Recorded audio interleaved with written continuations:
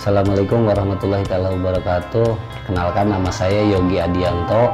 Umur saya 33 tahun. Saya lulusan SMK. Saya bekerja di salah satu perusahaan konstruksi terbesar yang ada di Indonesia, dan jabatan saya di situ sebagai survei konstruksi. Saya bekerja dari tahun 2017 sampai sekarang, alhamdulillah masih tetap bekerja di situ. Survei konstruksi itu kerjanya ringan-ringan berat sebenarnya, Pak. Itu dimulai kita harus menentukan titik awal dari satu buah bangunan atau satu buah apartemen yang akan kita bangun. Mulai dari titik as pertama sampai titik as penutupan, kita itu harus tahu dan harus mengerti, paham sampai mana letak penentuannya. Jadi ketika gedung itu akan dibangun, mulai dari tahap awal dari pengeraman, boteman sampai ke pemasangan paku bumi, itu kita harus tahu letak dan kadar tanah yang akan dibangun tersebut.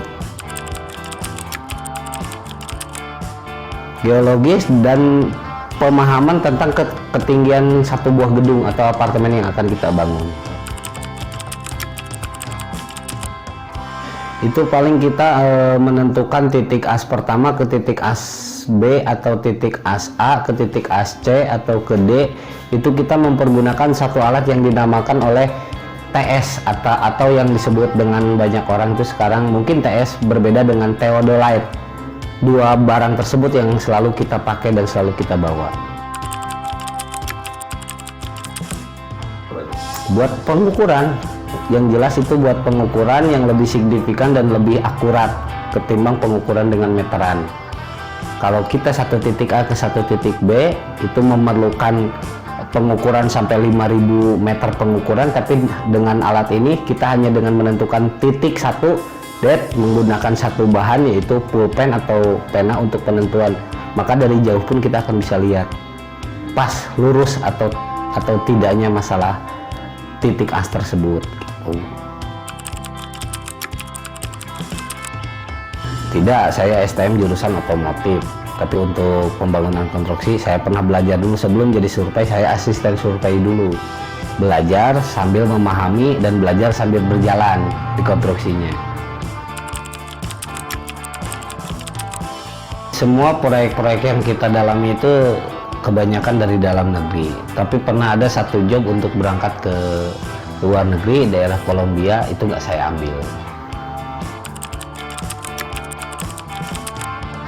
Gedung, kebanyakan gedung sama apartemen. Setiap bangunan itu perlu kita survei. Setiap bangunan, raman, terus balokan. Kalau balokan kita, misalkan balokan titik A ke titik B berbeda 1 mili, bagaimana kalau penentuan titiknya sampai ke titik F? Berarti udah miring berapa senti gedung tersebut. Maka tanggung jawab survei itu sangatlah besar. Kalau gedung sampai miring, berarti yang disalahkan adalah surveyornya. Jelas punya. Atasan kita sebut sebagai chief supervisor, chief surveyor, dan satu lagi kalau anak buah kita disebut asisten surveyor.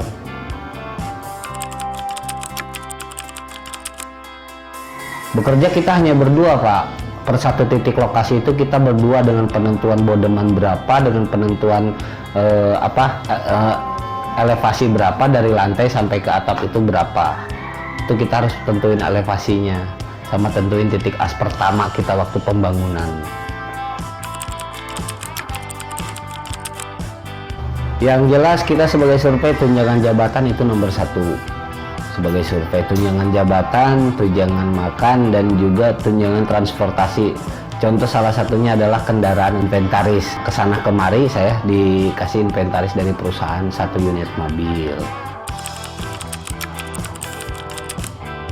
BPJS jelas ada, tapi kalau BPJS untuk pertama yang masuk mungkin di 3 bulan pertama kita nggak bakal menerima kartu BPJS. Tapi setelah 4 bulan ke sana kita akan memiliki kartu BPJS. Dari 4 sampai 7 juta. Dan juga yang terpenting dari ini, setiap per 1 jam lemburan kita akan dibayar double 2 kali lipat. Jelas, ketika proyek kita berhasil, ketika proyek kita beres, topping of the terakhir itu mungkin kurang lebih dari 4 atau 50 juta. Nggak ada standar sama sekali. Yang jelas kelulusan STM udah pasti bisa masuk.